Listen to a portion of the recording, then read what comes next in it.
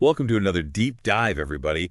Today we're tackling ethical leadership. And to help us unpack this, we're going to be looking at excerpts from Max H. Bazerman's Harvard Business Review article. A new model for ethical leadership. That's the one. Yeah. I was just saying to you before we hit record that you're prepping for a pretty big leadership role, so Yeah. this seems pretty timely. It is. So let's dive into what Bazerman has to say about ethical leadership and how we can approach tough decisions in a way that benefits everybody. Sounds good.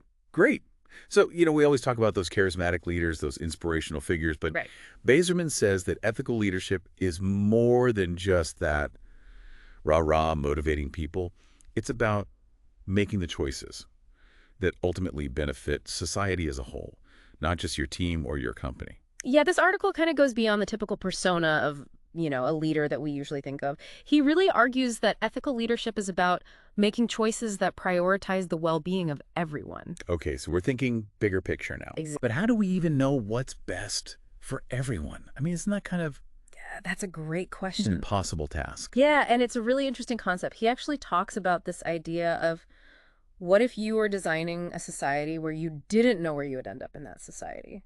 You don't know if you would be rich or poor, healthy or sick. Wow. So it forces you to kind of think about fairness from this perspective of anyone could be you. So I could be a CEO or I could be, Okay. someone struggling to get by. Exactly. That's this veil of ignorance concept that he brings up. And it really forces you to kind of look at things from a perspective of fairness because anyone could be you. I love that idea of the veil of ignorance Yeah. because it's like you said, it forces you to consider everybody.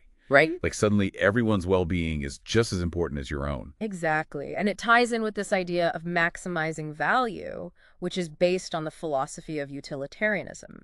So it's about choosing the options that benefit the most people and kind of create the most overall good. Okay, so it sounds like if I'm a leader and say, I'm trying to figure out how to allocate a team budget, it's not just about who comes to me with the best argument or who shouts the loudest, but who's actually going to benefit the most Precisely. from these funds. Yeah. And a big part of that is recognizing that we're not always as rational as we think we are. Oh, absolutely. So, we think we're making a very objective decision, but sometimes there are biases or limitations that we don't even recognize in ourselves. I mean, I know I've made like snap decisions that I later regretted or, like said something in a meeting. And I'm like, why did I say that? Right. So I get it. We have those ethical blind spots, but how do we avoid them? Hmm. Especially when we're in leadership positions. The Yeah. stakes are higher. Right. Well, in the article, he suggests that we engage what he calls our deliberative system. And so what that means is rather than just kind of going with your gut reaction, you actually slow down, you think through all the options, and you kind of switch from autopilot to this more manual mode of thinking. Okay, so being intentional instead of impulsive. Exactly. I love that. But is that really realistic? I mean, the business world is so fast-paced. Sometimes you just have to make decisions on the fly, right? Of course, and he recognizes that too. Hmm. But he's saying that even taking like a 5-minute pause Okay. to consider, the impact of your decision Yeah. can make a big difference. And it's kind of like a leadership muscle that you can develop. So the more you practice, the better you'll become. Yeah, practice makes perfect. Right, exactly. So we've talked about the what of ethical leadership, but now I'm thinking about the how. What are the concrete actions that I can take as a leader to put these principles into practice? He has a really interesting term for this. He calls it maximum sustainable goodness. Maximum sustainable goodness. I like that. And the idea here is that it's easy to get overwhelmed and feel like, oh, I have to change everything Right. to be a perfectly ethical leader. So instead, he suggests that you set more realistic goals. So instead of trying to like overhaul my entire leadership style overnight, Yeah. I might focus on one key ethical initiative per quarter or something like that. Exactly. And it kind of builds momentum over time, and you're making these sustainable changes that you can actually stick with. Okay, so starting small, but thinking big. Exactly. And a key part of that is this idea that your actions are going to have a ripple effect. So people tend to imitate the people in power. Right, monkey see, monkey do. Exactly. So if you're modeling ethical behavior, people are more likely to follow suit. Okay, so leading by example is a biggie. But what if you step into a team or a company where ethics haven't exactly been a top priority? Maybe they've had some scandals in the past, or there's just a culture of cutting corners. Yeah, that's where your leadership is even more crucial. A lot of times when we think about ethical lapses in organizations, it's not necessarily because there was one bad person. Right. It's because the system If itself, the system's broken. the system incentivized the wrong behavior, And that's where leadership comes in to actually change those systems. So it's not enough to just like have a code of ethics hanging on the wall. Exactly. It's about putting things into place, like clear whistleblowing policies, Oh, yeah. ethics training programs, even tying ethical behavior to performance reviews. Interesting. So really making it clear that doing the right thing is not just encouraged, it's expected. It's part of how we do business. Exactly. Okay, so it's like you're saying, this is who we are, this is how we do things around here, Yeah. and integrity matters. It's not just about like avoiding PR disasters, it's about building trust and just doing business the right way. And that really ties into this next concept of creating value through trade-offs. Creating value through trade-offs, what does that mean? So he argues that, life is full of trade-offs. We can't have everything. And ethical leadership is often about finding the best possible compromise. So it's not about winning at all costs. Exactly. It's not about approaching every negotiation as I need to win. It's about how can we create a solution that benefits everyone. So it's more about collaboration than competition. Right. And he actually uses this phrase, baking the biggest pie possible. I love that. So it's not about fighting over the existing pieces. It's about making the pie bigger so everyone gets a larger slice, even if it's not their ideal flavor. Baking a bigger pie. Yeah, All right, I'm adding that to my leadership vocabulary. it's a good one. I love that analogy because it really highlights that win-win mentality. And he also talks about how this actually leads to stronger relationships in the long run because I like it. you're building trust and you're approaching these interactions from a place of collaboration That makes sense. rather than just trying to get what you want. Okay, so we've talked about maximizing value, engaging our deliberative systems, leading by example.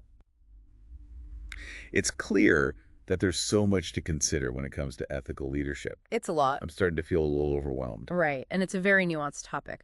But he provides a really great framework for kind of starting to approach these challenges and make decisions that ultimately you can feel good about. And that's what I want to do. As I'm stepping into this new role, I want to be known as a leader who not only gets results, but does so with integrity. And that leads us to another key part of his model, which is using your time to create real value. Time management. I knew you were going to say that. Yeah, Because as much as I try, my to-do list just never seems to get any shorter. of course. But how does time management tie into ethical leadership?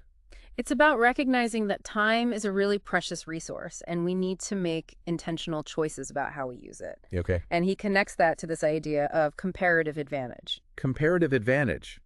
Now that sounds familiar, but remind me what that means. So basically, it's this idea that we should focus on the things that we're best at and delegate the tasks that other people might be better suited for. So instead of trying to do everything myself and burning myself out, I should focus on the areas where I can truly make the biggest impact. Exactly. And then empower your team to do the same. I see how that's ethical leadership in action. It's not just about my time, it's about my team's time as well. Right. And that leads us to another point that he raises, which is this idea of integrating ethical self. Integrating ethical self. All right, I'm intrigued. Tell me more about what that means. So it's basically about making sure that your actions, both professionally and personally, are aligned with your values. Okay. And so it's really thinking about how are the things that you create, whether that's products, services, or even just the culture of your company, how do they contribute to making a better world? So it's like walking the walk, not just talking the talk. Exactly. It's making sure that my actions match my beliefs, not just at work, but in every part of my life. And he talks about how this also creates a ripple effect because when leaders start integrating their ethical selves into their work, it inspires other people to do the same. So powerful. Yeah. This whole conversation has been so eye-opening. I'm starting to see how ethical leadership isn't just about making the right choices in isolation. It's about building a foundation of ethical behavior that extends into every part of your leadership, your team, even your personal life. That's a great way to summarize it. Wow, we've covered so much ground already, but I feel like we're just scratching the surface. There's so much more to dive into. I'm already feeling inspired, but also a little overwhelmed by the sheer scope of it all. Yeah, it's a lot. Where do we even begin to put all of this into practice? Well, that's a great question and something that we're going to explore further in the next part of our deep dive. Okay, so we've unpacked a lot of theory, maximizing value, bounded rationality, integrating ethical self. Yeah. All really insightful stuff, but I'm ready to get practical. Let's do it. How do we actually apply these principles as leaders? Rubber meets the road kind of stuff. Yeah, that's the real challenge, isn't it? I mean, let's go back to that self-driving car example. We're talking about programming a machine to make life or death decisions. Like, Yeah. where do you even begin ethically? It's not like there's an ethics manual for that. Exactly. So is it about minimizing casualties? Is it about protecting the passenger at all costs? How do you weigh those factors when it's literally human lives at stake? It's a classic ethical dilemma, and there's no easy answers. But that's exactly why it's so important to have these conversations. Right. To develop those frameworks for approaching these tough decisions, especially as technology keeps advancing. Okay, so frameworks, not just algorithms, Right. but even with the best intentions, we're all prone to biases, right? Mhm. How do we make sure that those biases don't creep into our decision making, especially as leaders?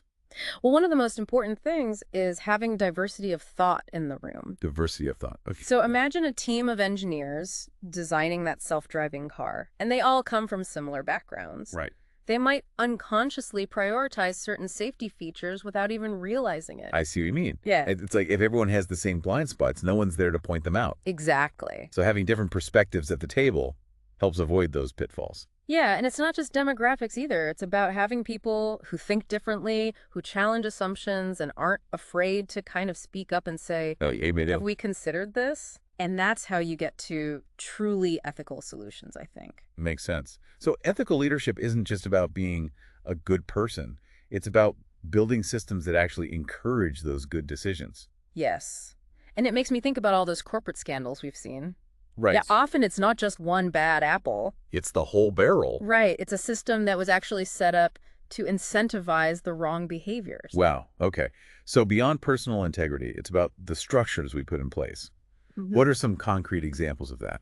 Well, I think one of the big ones is having clear whistleblowing policies in place. Whistleblowing. Okay. People need to feel safe to report ethical concerns without fear of retaliation. Yeah. And that can't just be a policy that sits in a handbook somewhere. Right. It has to be actually lived and breathed in the company culture. So creating an environment where speaking up is actually seen as a good thing, Yes. not like a sign of disloyalty or rocking the boat. Exactly. It's about transparency and accountability, and that really starts with the leaders. They're the ones who demonstrate that ethics aren't just words, they're part of how we do business. Yeah, they're walking the walk. Exactly. This is giving me a lot to think about as I step into this new leadership role. I really want to be the kind of leader that people trust, not just to make the right decisions, but to actually create an environment where everyone feels empowered to do the right thing. That's a great aspiration. Thank you.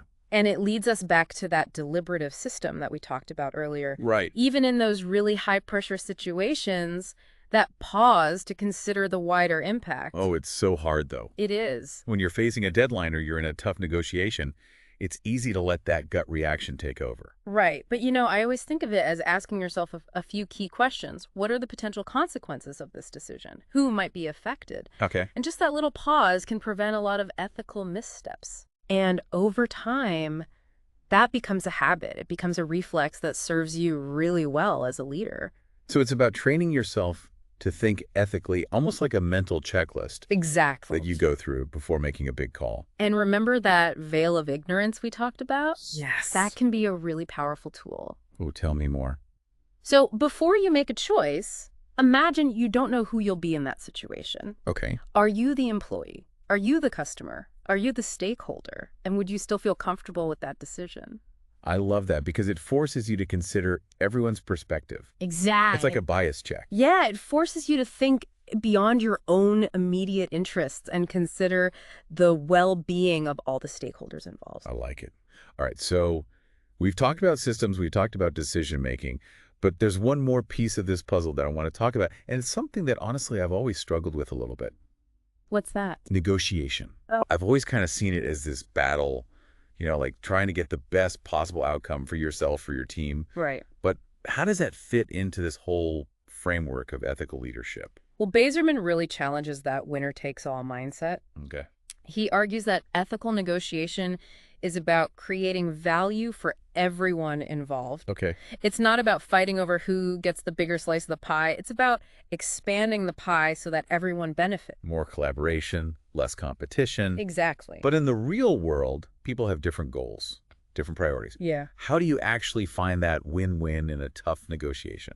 It starts with communication. I think Yeah. really listening to the other party, trying to understand their needs and being willing to compromise. Compromise, that's a tough one. It is, but it's not about everyone getting exactly what they want. It's about finding a solution that everyone can at least feel good about. That feels fair. Exactly. It sounds a lot like those conflict resolution skills they teach in, like, couples therapy. There's probably some overlap there. Because ultimately, it's about building trust and finding a solution that actually strengthens the relationship, not just ends the argument. Yeah, makes sense. And that's true in business just as much as it is in your personal life. This is making me rethink my whole approach to negotiation. It's not about winning at all costs. It's about finding a solution that everyone can live with. Yeah, it's about creating positive outcomes, not just closing deals. I like that. So we've talked about systems decision-making negotiation. It's clear that this idea of ethical leadership touches pretty much every aspect of how we work. It really does. But what about the work itself? Bazerman mentioned that, integrating ethical self. Does that apply to the actual products or services we create as well? Absolutely. Think about a clothing company, for example. Okay. Are they using sustainable materials? Are they ensuring fair labor practices throughout their supply chains? So it's not just about the bottom line, it's about the impact that product has on people and the planet. Exactly. Ethical leadership means considering those factors from the very beginning. It makes me think about all those greenwashing campaigns you see. Right. Companies trying to look ethical without making any real changes. Right. And I think consumers are getting a lot smarter about that now. Yeah. They want to support businesses that genuinely align with their values. They're voting with their wallets. Exactly. And as leaders, we have a responsibility to meet that demand, not just because it's good for business, but because it's the right thing to do. So we have the power as leaders to be those businesses. Yes. To show the world that ethical practices and profitability aren't mutually exclusive. Exactly. In fact, they can reinforce each other. This all connects back to that idea of creating sustainable value, right? It does. It's not just about short-term gains. It's about building something that benefits everyone in the long run. And that long-term vision is crucial for ethical leadership. It's about thinking beyond the next quarter's profits and considering the legacy you want to leave behind. The legacy we create. Wow. That's a powerful way to put it.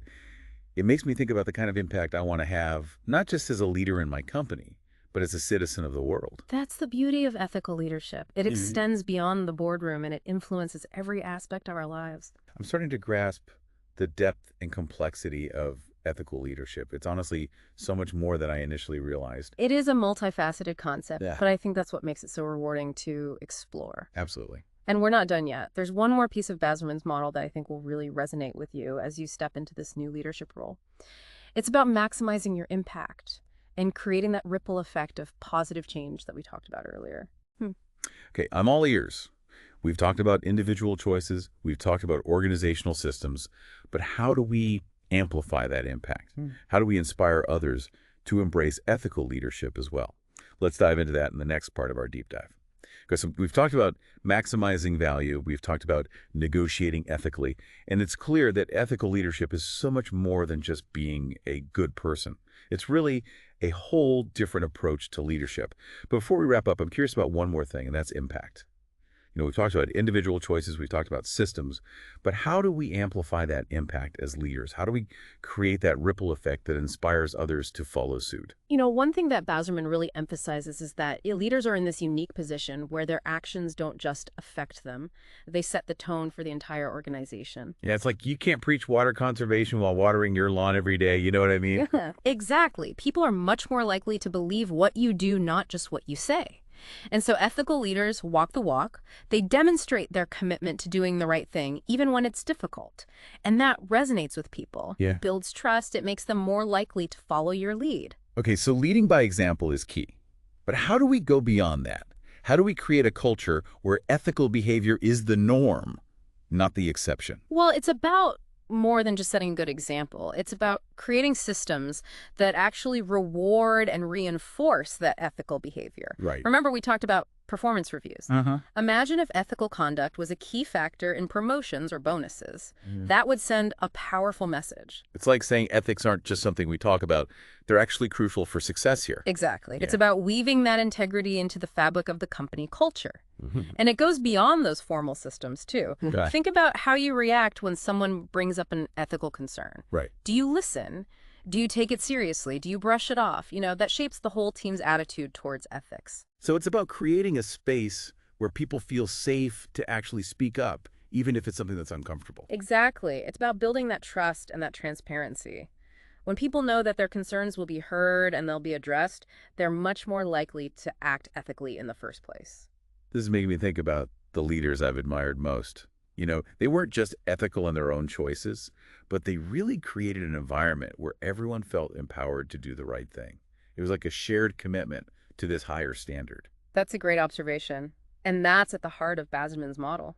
Ethical leadership isn't about being the ethics police. Right. It's about inspiring others to embrace those values and then making it easy for them to actually do so. So it's like creating a virtuous cycle. Exactly. Ethical behavior leads to a more ethical culture, which then reinforces more ethical behavior. Exactly. And as leaders, we have the power to start that cycle. Wow, this has been such an insightful deep dive. I feel like I have a much clearer understanding of what ethical leadership really means and the incredible responsibility that comes with it. It is a responsibility, but it's also an opportunity. Yeah. An opportunity to lead with integrity, to inspire others, and to make a real difference in the world. I'm leaving this conversation feeling both challenged and inspired. Hmm. I'm ready to step into this leadership role and put these principles into practice. That's fantastic. And remember, you don't have to be perfect.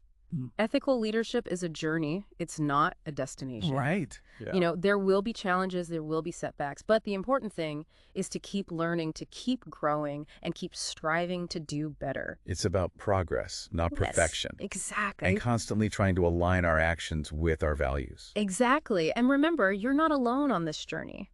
There are tons of resources, organizations, fellow leaders who are passionate about this topic. Oh, yeah. Connect with them, learn from them, support each other along the way. This conversation has been a great reminder that we're all in this together. Building a more ethical world takes a collective effort. Absolutely. And as more and more leaders embrace these principles, I'm really optimistic about the future. To all our listeners out there, thank you so much for joining us on this deep dive. We hope you found it valuable and inspiring. And remember, no matter where you are in your leadership journey, you have the power to make a difference. Choose to lead with integrity, choose to make ethical decisions, and choose to create a positive impact on the world. Great advice. So keep diving deep and keep leading with purpose. We'll see you next time.